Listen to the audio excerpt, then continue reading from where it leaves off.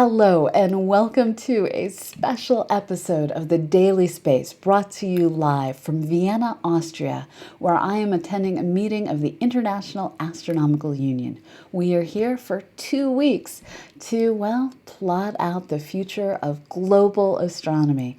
We are here not just to talk science, but to also talk policy. This meeting is so big and so much is going on that we are producing a daily newspaper, and you, all of you, should click over to this newspaper right now so that you can follow along. So head on over to astronomy2018.cosmoquest.org, and if that URL sounds a little bit familiar, it might just be because this show is also part of CosmoQuest. Now, if you're trying to figure out how this happened, it's because this newspaper, I happen to be the editor-in-chief, and I am here to make sure that you guys can keep up with everything that's going on right here in Vienna. Now, the thing that I'd like to start with is the General Assembly of the IAU means business. Now, what this means is we have astronomers from all over the world here right now, not just, we are just sitting in chairs in auditoriums, it turns out, or talking in the hallways, or collaborating in museums. Wherever we are, we're talking, we're planning business, planning our futures. We had yesterday the big general business meeting. This was the first of 2 meetings that will occur. And during yesterday's meeting, we had the voting of the various nations.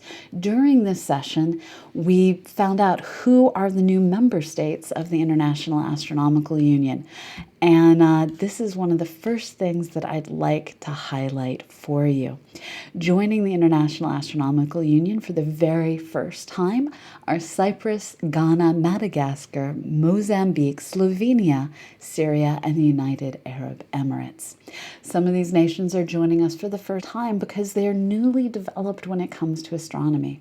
Ghana, for instance, has been making great strides. It's developing a planetarium, educational programs. It's bringing astronomy to a nation that hasn't had astronomy resources ever before.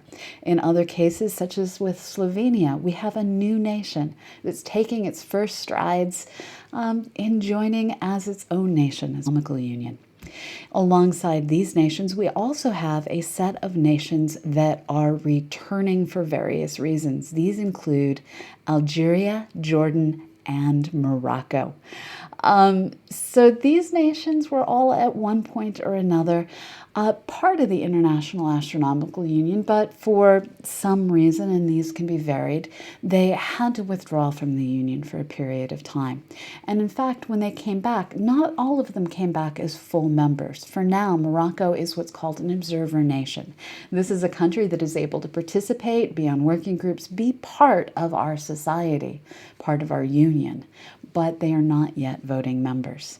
Now, the important thing to many of us, but not actually really important, that is the announcement of the nations that are in the running to be the next host after Korea in 2021 for the General Assembly.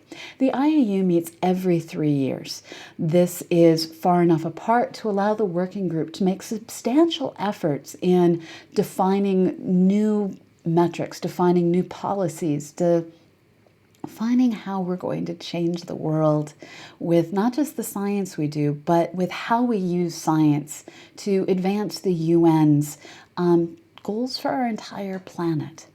Now, the countries in the vying are Rome, Pueblo, Mexico, Montreal, Canada, and Cape Town, South Africa. Now, this last one brings me to the next thing I'd like to bring up, which is that the International Astronomical Union spends an extraordinarily large part of its effort trying to use what we do to advance society. We're out there putting telescopes in some of the world's most remote locations. We are building telescopes and in these that work in the visible and the millimeter that just dot the backbone of the Andes Mountains through Chile. All of these nations, we're bringing some of the most extraordinary technology in the world to places that have hardly any infrastructure, let alone technology at all.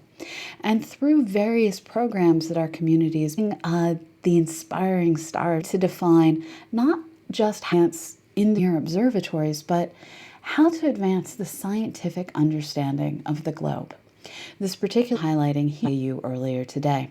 This exhibit is that you can quite literally tackle or visually impaired. Here you see some of the sky. In other models that we have, there is also the chance to see the distribution of stars in a constellation and then see just through three-dimensional perspective on our universe.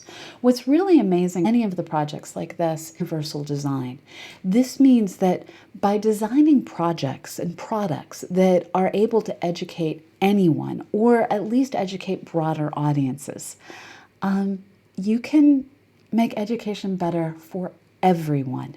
This particular three-dimensional constellation that you can see in this image allows anyone to get a sense of nations and how those stars we just splash.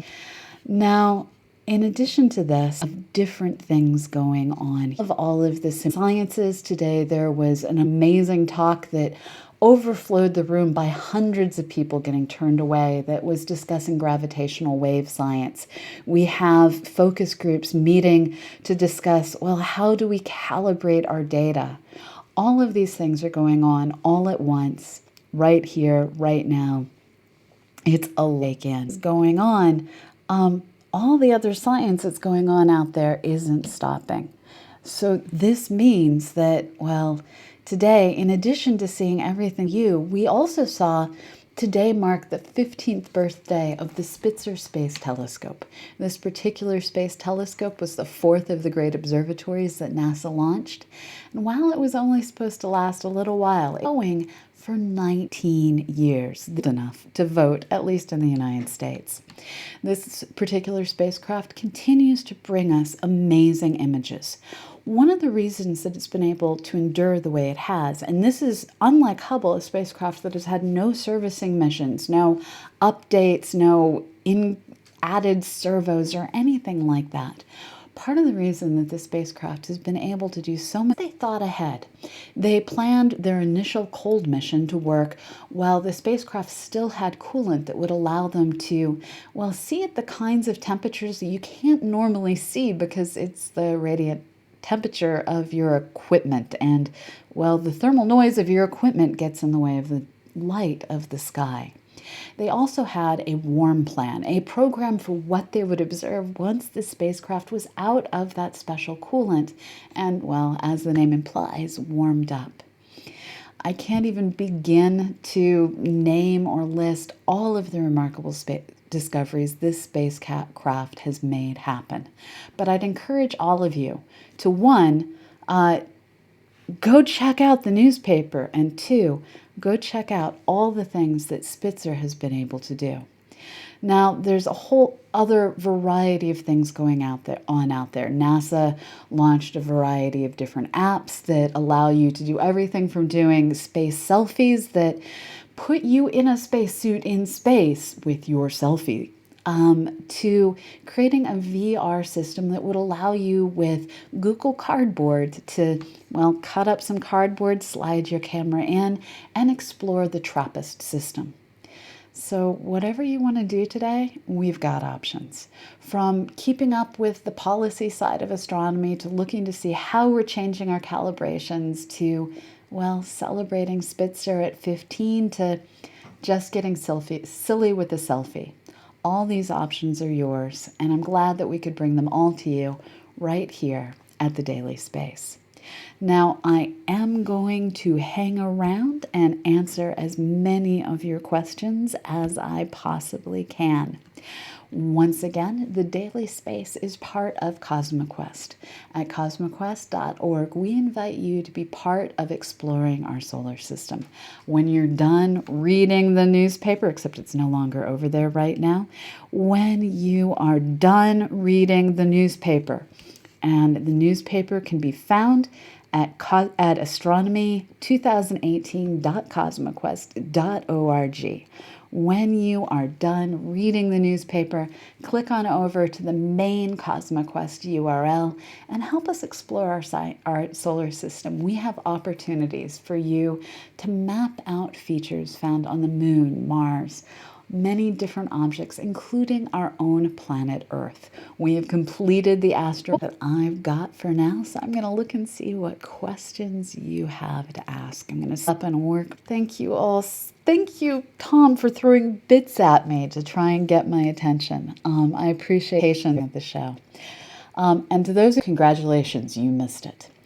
We do go out live normally at 1 p.m. Eastern, but for the 2 weeks of the IAU meeting, we are coming to you an hour later, so I have a chance to get here from the main venue.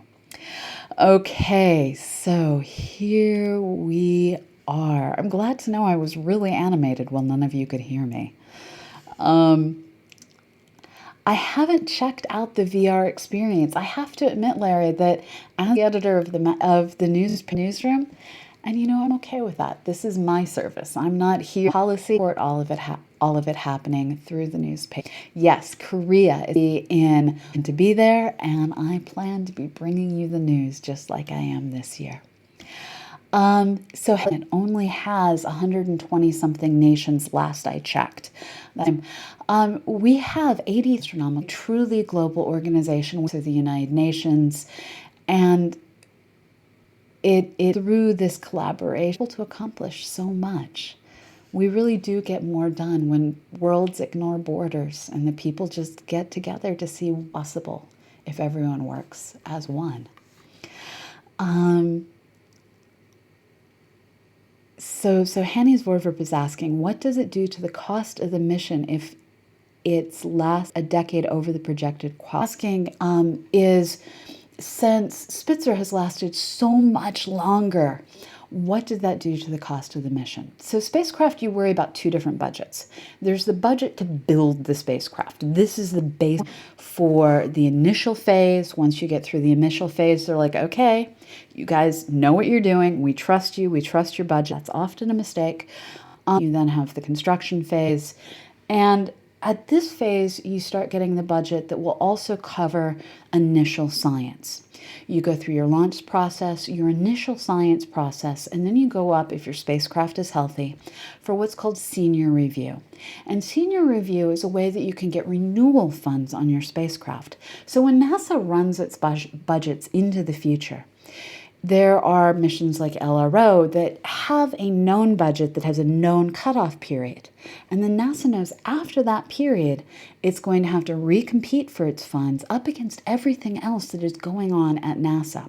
So don't look at extra years on a spacecraft as cost overruns. What you actually get is cost overruns at the construction phase, and then renewed approval and new budgets moving forward. Now, this does cause, wouldn't cause it problems, but it does cause belt tightening, I guess is the way to look at it, budgeting. Because no one killed a spacecraft. We put it into a different orbit, decommissioned it for a while, we brought it back as Neowise, and it hurts this craft. So we only have so much budget, which means that when the Mars exploration rovers refused to really stop. Spirit did eventually stop. We're really hoping opportunity will come back when Spitzer keeps going, when Hubble keeps going, when all of these amazingly beautiful going and going and going like the Energizer. These are things that do keep eating at the budget, but at a maintenance level, at a money going to science level. Nuts and bolts, literally paying for the nuts and bolts that go into a spacecraft, many of which, like, you have to hand build some of this stuff. So we're looking at significantly less cost, but it does add up over time to have so many NASA missions that keep lasting so far past their expected date.